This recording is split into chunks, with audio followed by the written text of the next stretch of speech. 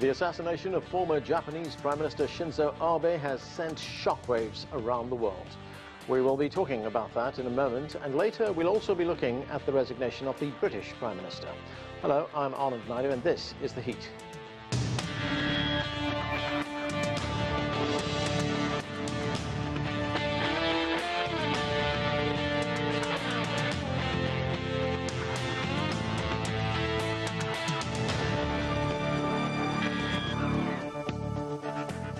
After losing support from his own cabinet, British Prime Minister Boris Johnson announced his resignation. We will be talking about the consequences of that later. But first, condolences are pouring in from around the world over the tragic passing of Japan's longest-serving Prime Minister in history. Shinzo Abe was assassinated while making a campaign speech for a parliamentary election on Friday. The gunman was tackled at the scene after shooting Abe in the chest and neck. He told police he aimed to kill the 67-year-old former Prime Minister because he was dissatisfied with him. CGTN's Terrence Terashima has more. The shooting happened just before the news time, and Abe was said to be conscious at the beginning, but he was losing a lot of blood, and he was taken to this hospital behind me by helicopter. Now, doctors tried to revive him and said that there was wounds in wide areas, and he was bleeding. He's losing a lot of blood. He was bleeding ferociously. The report said that one of the bullets hit the heart, and despite the efforts by the doctors, they had to pronounce former Prime Minister Shinzo Abe's death at 3 minutes past 5 Japan local time. We have a lot to discuss. Let's bring in our panel. From Kyoto, Takesato Watanabe is a professor in the Department of Media Studies at Doshisha University. From Beijing, Einar Tangen is senior fellow at the Taihe Institute. And here in Washington, D.C., Anton Fedyashin is a professor of history at American University. Thanks, everyone, for being with us. Takesato, let me start with you. Of course, this assassination of Shinzo Abe has sent shockwaves around the world. Can you hear me, Professor? Hello, Professor Watanabe, can you hear me? Hello? Yes, can you hear me? Okay, we'll try and get back to the professor. Anna Tangen, let me get to you. If we look at Shinzo Abe, he was from an older generation, a more conservative generation in Japan. He was very controversial in many respects. He sought to downplay Japan's role in World War II. He also sought far more aggressive foreign policy. He thought, for instance, that Japan should abandon the restrictions that were placed on its military. He also angered China and the Koreas because he downplayed the role that Japan played against those countries and the atrocities that were committed against those countries. How will his death rather be seen in China? Well, not well. I mean, in the sense that I think people have to remember that he was a person. He had some very strong views, and that's tragic that he was taken in this kind of manner. This is not the way you want a civilized society to react. On the other hand, his legacy is very troubled. It goes back to his paternal grandfather, who was literally the founder of the LDP, the party that he has been leading, but also who was in Manchuria in the puppet government. He was known as a monster then by the Chinese. He was in the wartime cabinet of the Japanese invasion of Pearl Harbor. He signed the declaration of war against the United States.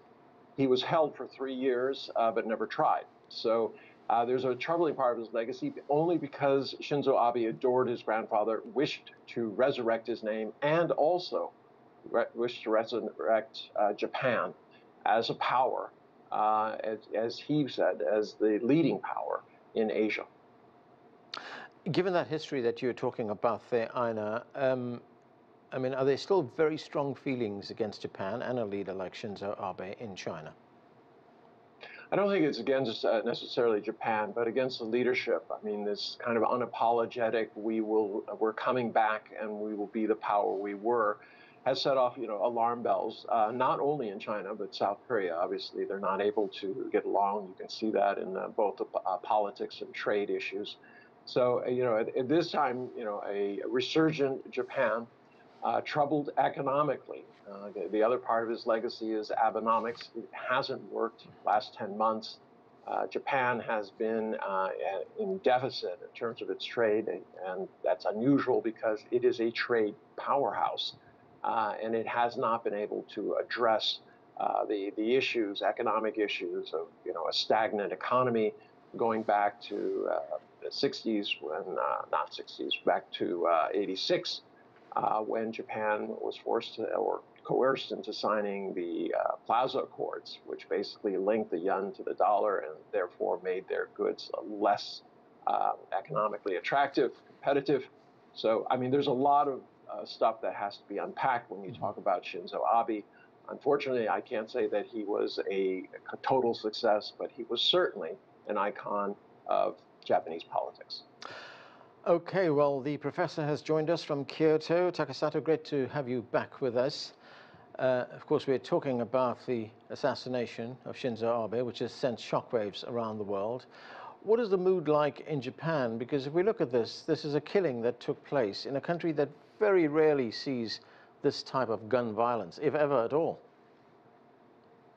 It is very big surprise for Japanese, as you have said now, but Prime Minister Abe has been in the position in the longest time period, as you have suggested, and also his idea was very, very conservative, like the prior to the military age of Japan, 1945. So there are two different opinions about his death. Of course, the assassination is extremely bad and crazy. So we sympathize with him and also his family. But as a politician of the Japan, Prime Minister Abe gave us good faces and bad faces, especially when we consider the international relations and also defense policies of Japan. He has two faces on the reputation too. Mm-hmm. In addition, the criminal was the former self-defense forces member. And it is very ironical. Mr. Abe supported to strengthen the military forces of Japan, mm-hmm. but one of the members, former members of the self-defense forces, killed him. So right. This is very ironical. Mm-hmm. And also internationally, mm-hmm. he has been very strongly against the some big countries, important countries in Asia, like China. Right. And okay. So as a politician, mm-hmm. he has two faces. So newspapers of Japan, during his post period, right. some newspapers were very critical, like Asahi Shimbun newspaper. Yeah. But the Sankei Shimbun newspaper, very conservative one, Mr. Abe was supported by the group of the Sankei Shimbun group. So he mm-hmm. had the two faces. But okay. The assassination itself, mm-hmm. you see, I sympathize with his family and also his political party, but this is very, very complicated. Okay, I want to go to Anton Fedyashin. Anton Fedyashin, as we've been reporting, this was Japan's longest-serving prime minister. I mean, what do you make of the fact that he died in this way in a country, as I said, that sees very little or really no gun violence? Well, this is one of those historical quirks, Anand, that comes now and then, and it's certainly very shocking.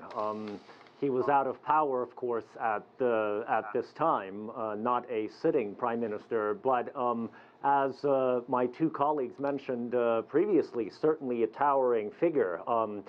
given that the average tenure for a Japanese prime minister is about 1 year over the past decades. Shinzo Abe's 2 terms, the first one about 1 year, but the second one 8 long years, really stood out and said something about his political stature. I've been following the Russian side of the news today, and Putin came out with a very heartfelt and what seemed to me at least a sincere statement addressed to Abe's mother and his widow. From Russia's perspective, Shinzo Abe was a man that they could deal with. Putin is a grim realist when it comes to international politics, and so he finds men or women, for that matter, who are avowedly patriotic or nationalistic. I mean, one person's patriot is another's nationalist, but people in general who honestly take the position that their primary focus is to defend the interests of their country, who don't wrap themselves up in words about universal values and rules-based orders. Putin's always found those people easy to deal with, and he had a very close and very constructive relationship, although Russia and Japan, of course, have a very serious territorial dispute over the Kuril Islands. That's right. Anton, I've just got less than a minute left, and I was wondering, what do you see as his major foreign policy legacy, especially regional foreign policy? The fact that he managed to balance engagement with the countries in the immediate region, Russia and China, although he was very hawkish on China, with a very close alliance and cooperative relationship with the United States. He was a balancer.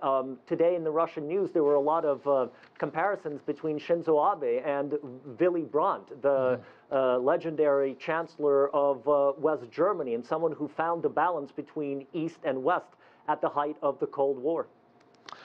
Okay, that's where we have to leave this segment of the show. Thanks to all of you for being with us. We will turn now to the news from Britain. Prime Minister Boris Johnson announced that he is stepping down as leader of the Conservative Party, and when the party finds a new leader, he will also step down as Prime Minister. Guy Henderson has the story from London. Business as usual is the message from Downing Street. Moments after British Prime Minister Boris Johnson's resignation speech, his revamped cabinet began to file in. A quick embrace of loved ones show official photographs, and then an apparently cordial cabinet meeting as this caretaker government tries to get on with the job. I regret. Senior party figures are calling for Prime Minister Johnson to go now. It could be hard to force that. Well, the constitutional position is the Prime Minister remains Prime Minister until another Prime Minister is appointed. So the emerging plan now is to speed up the whole succession process by allowing MPs to whittle down an expected wide field of candidates to just 2 by the end of the month, and then handing the final decision to Conservative Party members across the country, thus allowing Britain to have a new Prime Minister, potentially by early September. Some of the main contenders are staying tight-lipped, though former Chancellor Rishi Sunak does intend to run. Guy Henderson, CGTN, London. Well, to discuss the political future of Britain, let's bring in our panellists. Anton Fedyashin is still with us. Joining us from London, Jonathan Liss is a political commentator and journalist, and Wayne Fitzgerald is leader of the Peterborough City Council. He joins us from Peterborough in the United Kingdom. Thanks to all of you for being with us. Jonathan Liss, after months of pressure, the Prime Minister Boris Johnson is stepping down and will soon leave office. This is how he framed his resignation. Let's listen. I regret not to have been successful in those arguments, and of course it's painful not to be able to see through so many ideas and projects myself. But as we've seen at Westminster, the herd instinct is powerful. When the herd moves, it moves. And my friends, in politics, no one is remotely indispensable. So, Jonathan, Boris Johnson, they're calling it the herd instinct, but what was behind the Conservative Party rebellion that went against him? Well, bluntly, they realised that he was going to cost them their seats, and they wanted to stay in office and they wanted to have jobs. It wasn't about integrity, for the simple reason that Boris Johnson has always been clear about who and what he is, And they knew that full well, and they still elevated him to the highest office in the land. So it really was a straw that broke the camel's back after a series of scandals that demonstrated to them, conclusively I suspect, that he had lost the country and he wasn't going to come back, and that means he had to go. You tweeted, Jonathan, and this is your tweet, you said, "Can't make this point too often. The Tories were absolutely fine with the COVID deaths, the tanking economy and the law breaking. They just, in the end, objected to Johnson threatening their seats by dint of his toxic personality," something which you just said a moment ago. But did you also get the sense, Jonathan, that it wasn't just the Conservative Party leadership that turned against Johnson, but the country itself was turning against him? Absolutely. The country, Boris Johnson has had historically low levels of popularity in recent polls. And the problem with that for him is that he had no other reason to be Prime Minister. His party didn't elevate him because of any principle or any values or integrity. They elevated him, they elected him leader because he was a winner, a proven winner who'd managed to win the mayoralty in London, which is a famously left-wing city. And so they thought that he could spread the same stardust for the whole country. And of course, they were proved right in the sense that Boris Johnson then did win a big majority in the 2019 general election. But the problem with a winner is that eventually they start to lose. And if your only attribute, if the only thing that you can advertise yourself to for the party is your ability to win, if you then start to lose time and time again, and he was losing every single seat the Conservatives were standing in by-elections, then he no longer had any reason to be there, and they had to get rid of him. Wayne, listening to Boris Johnson's record there, as Jonathan tells us, were you surprised that he was able to hang on for so long? No, not really, because Boris Johnson is without doubt a character. And, Jonathan's right. He's become a winner. But I think in the latter part of this week, the parliamentary party and the general public perhaps, caught up with him in the sense that the lack of confidence that he wasn't going to be a winner, whether the election came tomorrow or whether it came in a year's time. And I think, I've been one of the biggest Boris Johnson supporters since, he's been around in Westminster. But I have got to admit the writing was on the wall on Wednesday evening. And, it is regrettable, and the party may rue the day that we've moved on from Boris Johnson, because without doubt, he's delivered a lot of good things for the country. But he's not perfect. He's made mistakes. And I think he will admit to that. Jonathan, do you agree that he has delivered a lot of good things for the country? Well, Wayne probably won't be surprised to hear that I disagree with that. The only thing that I can really say for him, being charitable, is he's done a pretty good job on Ukraine, in the sense that he has helped Zelensky, he has provided military assistance, and he went further and faster than a lot of other European powers. So that is one thing that he did do well. Failed, I'm afraid, on the issue of Ukrainian refugees, certainly in the early parts of the war. But on every other thing that he would want to advertise as his achievements, there's really very little to speak of. The vaccine rollout is the thing that we hear about most of all, but nobody cares about that anymore. Everyone delivered, the vaccine across Europe and North America. There's no, pride in having got there earlier. And, we had the deepest winter lockdown of any country in Europe at the beginning of last year. And then, of course, there's Brexit. He boasts that he's got Brexit done. First of all, that isn't even true, because we're still fighting with the EU, and the government is still threatening to rip up the treaty it signed with the EU, inviting a trade war with the EU. But Brexit being done is a disaster for our economy. And I think that in future years, no one is going to thank Boris Johnson for doing that.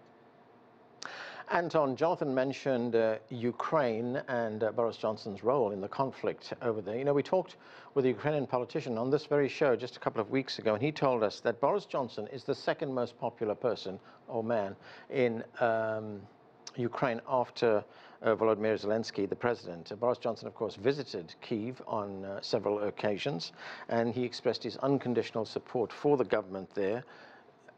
How much of that do you think is going to change now that he's stepped down?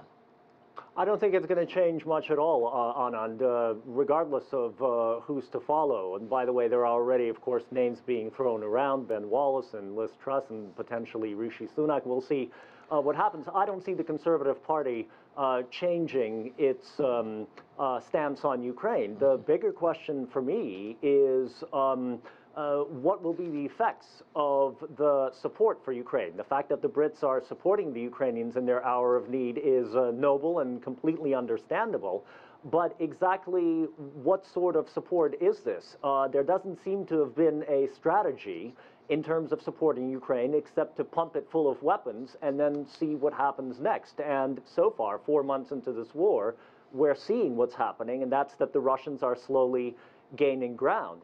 The Johnson cabinet has also been at the forefront of piling on sanctions onto Russia, but which is also, again, understandable on the one hand, but you would expect politicians to think of the second and third moves in any geopolitical game.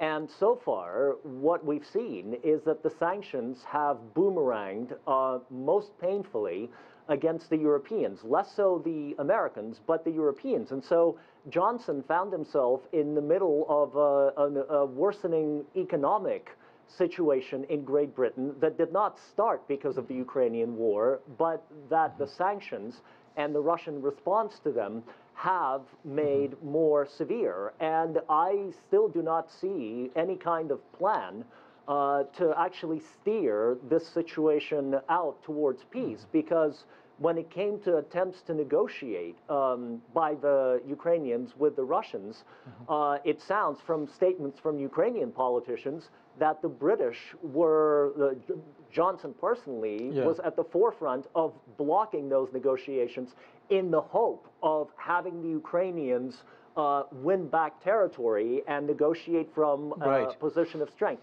That's not happening yet. We'll see what happens in the future.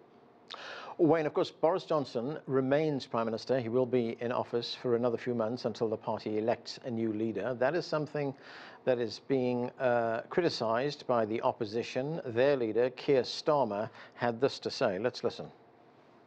He needs to go completely. None of this nonsense about clinging on for a few months. He's inflicted lies, fraud and chaos in the country. And, you know, we're stuck with a government which isn't functioning in the middle of a cost of living crisis. And the change we need is not a change at the top of the Tory party. It's much more fundamental than that. We need a change of government and a fresh start for Britain. So Keir Starmer there, Wayne, calling for a fresh start. Is that a fair request? Well, it may be a fresh start, but let's hope it's not with him.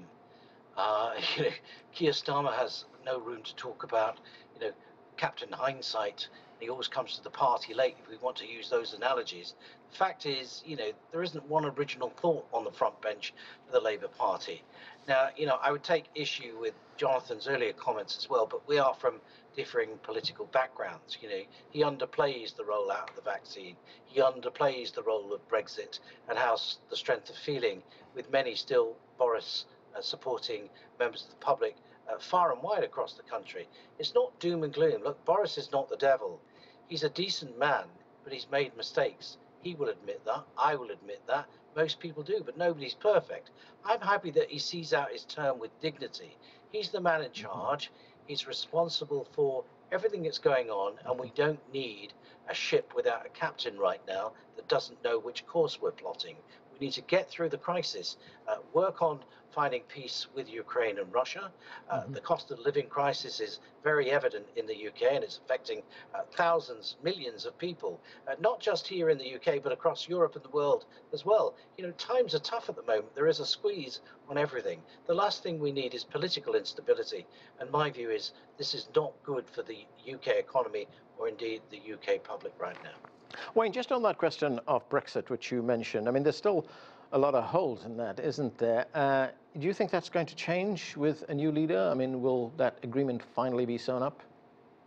But you'll recall, and I've said on this programme before, the Prime Minister said there will be bumps in the road. It's not going to be smooth sailing. But what has not helped, when we set out on that Brexit journey, who knew that we would have a global pandemic? Who knew that we would have war in Europe again? Who knew all these things? So Of course, the Brexit journey is being a little bit more rocky, but the public remain firmly entrenched in the Brexit camp. But there is also talk of, a new prime minister or a new government taking us or thinking about taking us back into Europe. I've heard it. Oh, it's got to be, a leave prime minister. It's got to be a remain prime minister. No, we just need somebody who can get on with the job. The public have already voted about our existence in Europe, and they voted to leave quite clearly. Okay. Jonathan, looking ahead, there are several people being mentioned as possible successors to Boris Johnson. Among them, as we said earlier on in our report, the former Chancellor of the Exchequer, Rishi Sunak. What do you make of his chances? Because if we look at the time that he was in office as the Chancellor, the country's inflation rate went up, and in fact, it was the highest among G7 countries, and its growth rate projection is among the lowest among G7 nations. Yes, I think we're predicted to have 0% growth next year, which is obviously terrible. Sunak has really damaged his credibility over the last few months. It's been an astonishing fall from grace for one of the most popular politicians in the country. That is understandable in a sense, given that he spent 2020 showering British people with money during the coronavirus lockdowns, and then revealed himself to be a Thatcherite, which actually isn't very popular in the Northern and Midlands constituencies that voted Conservative for the first time in 2019.